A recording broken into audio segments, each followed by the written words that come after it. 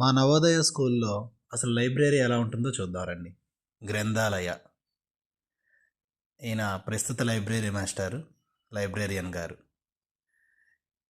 ఈ entire library room capacity 40 sitting అండి. 40 మంది ఒకేసారి కూర్చోవచ్చు. చూడండి, ఏ కేటగిరీకి ఆ కేటగిరీ వైజ్ బుక్స్ని అరేంజ్ చేశారు. Religion, social science, languages, science, ఇలా సపరేట్గా హిందీ సెక్షన్కి ఒక రూమ్ ఉంది.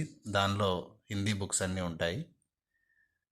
టెక్నాలజీకి సంబంధించిన బుక్స్, ఆర్ట్స్కి సంబంధించినవి, లిటరేచర్కి సంబంధించినవి, హిస్టరీ అండ్ జియోగ్రఫీ, ఇలా అన్ని కేటగిరీస్ వైజు సపరేట్ చేస్తూ బుక్స్ని డివైడ్ చేశారు. పిల్లలకి సెర్చ్ చేసుకొని తీసుకొని చదవడానికి ఈజీగా ఉండేలాగా.